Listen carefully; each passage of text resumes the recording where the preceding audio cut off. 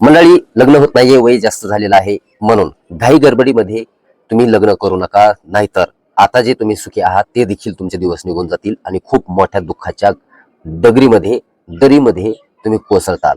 कारण एवढी भयानक घटना सध्या समोर आलेली आहे. मराठवाड्यातीलच परभणी जिल्ह्यातून पुणे या ठिकाणी राहणारा जो तरुण होता किरण रोहिदास मोरे. किरण रोहिदास मोरे याच्यासोबत परभणी जिल्ह्यातील पालम या ठिकाणी राहणाऱ्या मुलीसोबत त्याचा विवाह जमला आणि पुण्यामध्ये ओळख झाली. परंतु या लग्नामध्ये जी मुलगी होती ती म्हणली होती की मी परभणी जिल्ह्यातील पालम या ठिकाणी राहते. परंतु त्यांच्या या विवाहामध्ये मध्यस्थी करण्यासाठी त्यालाही किरण मोरेला देखील मुलगी भेटत नव्हती आणि यांचा जो सापळा होता तो त्याला माहिती नव्हता.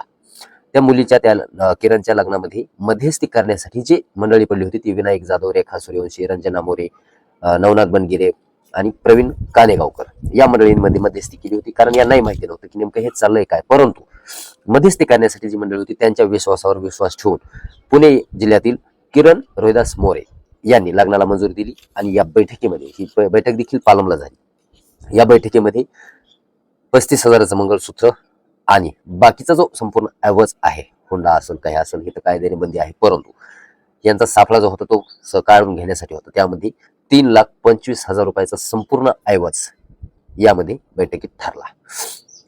त्यानुसार 3 डिसेंबरला पालम येथीलच केरवाडी येथील मंदिरामध्ये हा विवाह पार पडला. विवाह पार पडल्याच्या नंतर ज्या वेळेला पुण्याला ही नवरदेव नवरी निघाले आपल्या मूळ गावी जाताना, पालम येथून त्यांना वाटं देखील लावलं. परंतु हे ज्या वेळेला वाटं लावलं त्यावेळेला त्यांच्या पाठीमागून एक गाडी येत होती ही त्यांना माहिती नव्हतं. हे अंबाजोगाईपर्यंत पोहोचले. अंबाजोगाई येथे चौकामध्ये चहा पिण्यासाठी नवरी आणि ती संपूर्ण उतरले. चहा प्यायला उतरल्यानंतर तिचे पती, सासू सासरे हे चहा पित होते. त्यावेळेस नवरी खुर्चीन उठली आणि मेन हायवेला आली आणि दुसऱ्या 4 व्हीलर मध्ये बसली आणि भरून निघून गेली, पळून गेली. रस्त्यातच नवरी गायब. ज्या वेळेला यांना समजलं की नवरी आपली पळून गेली, गाडीमध्ये बसताना पाहिलं, त्यावेळेला त्यांनी अंबाजोगाई पोलीस स्टेशन मध्ये तर गुन्हा दाखल केलाच, कारण अंबाजोगाई या ठिकाणी चहा प्यायला थांबले होते. नंतर त्यांनी पालम मध्ये गेला आणि पोलीस स्टेशन मध्ये तक्रार दाखल केली आणि त्या नवरीविषयी, त्या संपूर्ण जे काही त्या टीम मध्ये होते तेवढ्यांविषयी गुन्हा दाखल करण्यात आला. फसवण्याचा, धोकाधडीचा, लग्नाचा आमिष दाखवून पैसे घेऊन फरार झाल्याचा दिवसेंदिवस अशा टोळ्या समोर येत असतात. आपल्या 2 महिलांवर गुन्हा दाखल करण्यात आला. प्रामुख्याने 2 महिलाच या प्रकरणामध्ये इन्व्हॉल्व होत्या. तर 2 महिलांवरती गुन्हा दाखल करण्यात आला. त्या 2 महिलांना शोध सुरू केलेला आहे पालम जिल्ह्यातील पोलिसांनी. पालम परिसरातील, परभणी जिल्ह्यातील पालम परिसरातील ही घटना आहे. गंगाखेड असेल, पालम असेल, संपूर्ण पोलीस सध्या शोध घेत आहेत, अधिक तपास करत आहेत. अशा घटनांपासून सावध राहणं खूप गरजेचं आहे.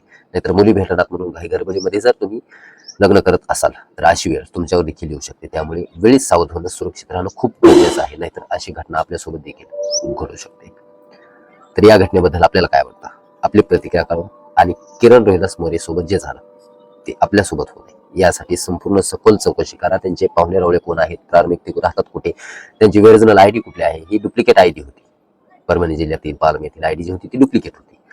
त्यामुळे सखोल काळजी घ्या. थोडा विलंब का लागेना, परंतु घाई गडबडीमध्ये पाऊल उचलू नका आणि धोक्यात जाऊ नका. नाहीतर आज आयुष्य संपूर्ण अंधारात जाण्याची शक्यता आहे. भेटूया पुढील अशाच रिअल मराठी क्राईम स्टोरी सोबत. आपली प्रतिक्रिया कमेंट बॉक्समध्ये कळवा. धन्यवाद.